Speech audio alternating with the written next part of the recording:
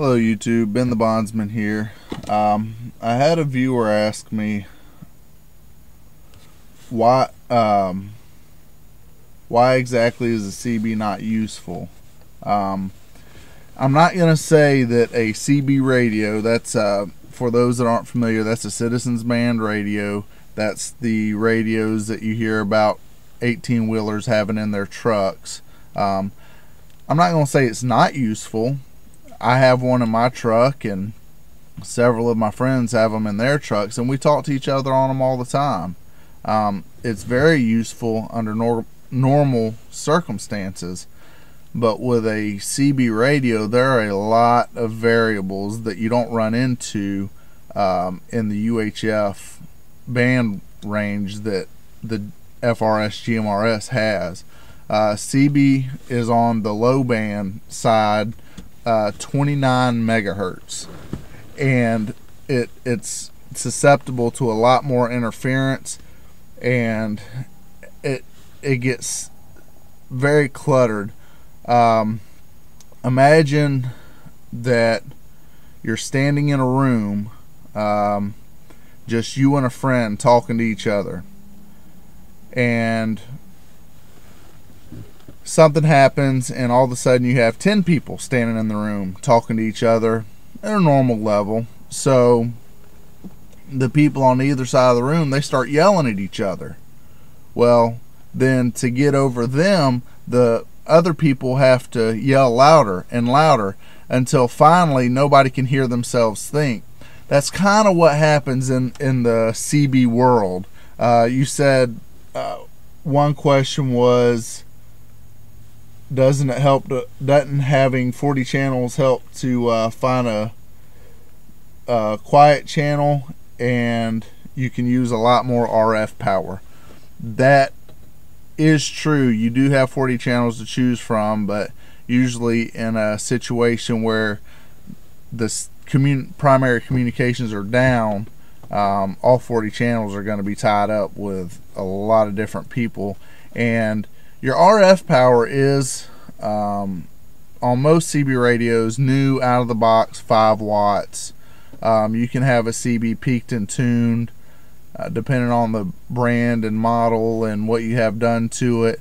You can have them running flat, from anywhere from 5 to 50 watts just out of the radio, and you can always add a linear booster and put out several hundred watts, which both options are illegal. If you modify a CB radio in any way, it's against the law. So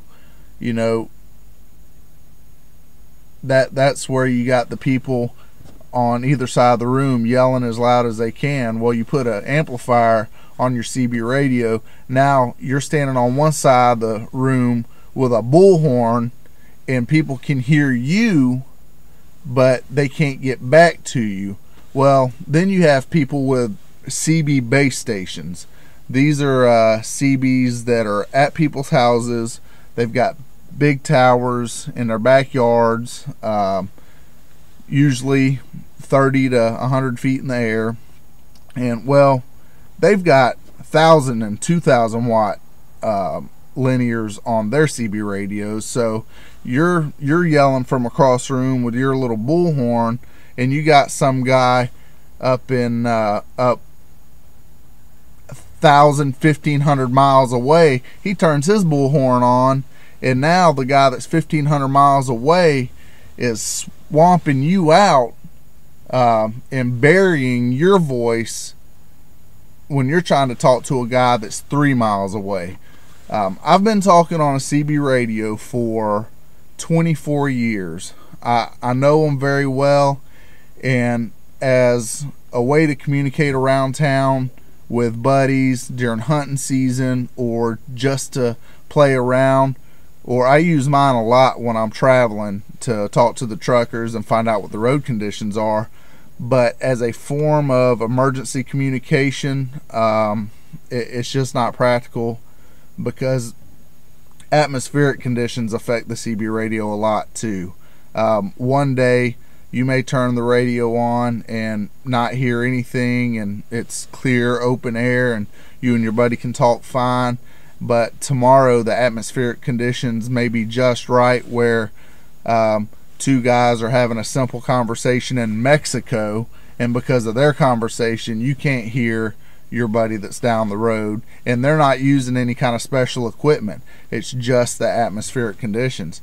You know, those are the kind of things that you run across with the 2900 megahertz, or not 2900, the 29 megahertz band ranges. It picks up everything. You drive under a power line, it's going to pick it up. It's going to pick up the static interference from it. You drive by another thing that broadcasts something, you're going to pick up the interference from it. You're not going to be able to understand what it's broadcasting, but it's going to disturb what you're doing. Another thing is with the, I'm a big fan of the FRSs because you don't have people out there modifying them. You're not going to find somebody that's carrying around a 500 watt FRS radio. You know, it's just not practical for that purpose either.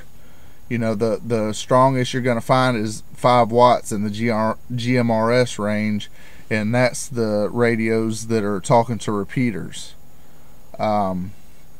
So for all intents and purposes, CBs are a great tool to have. I have one in my truck, in my motorhome, in my little pull behind enclosed trailer. I have one mounted to the sidewall with a detachable antenna. You know, when my wife and I go tent camping, I like to set it up so I can talk to my buddies that are coming in to meet us to go camping. You know, they're really good to have, but they're not practical as a form of emergency communications. That's just my thoughts on it, though. You know, I'm sure there's plenty of people out there that would argue different. If you got into having a base station set up and you were able to kind of get an idea of what distance you're going to be primarily communicating in, and if it'll work for you, it'll work for you.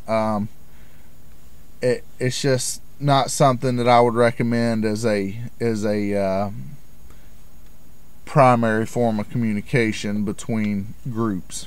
So there you go. That's the best I can give you. Ben the Bondsman signing out.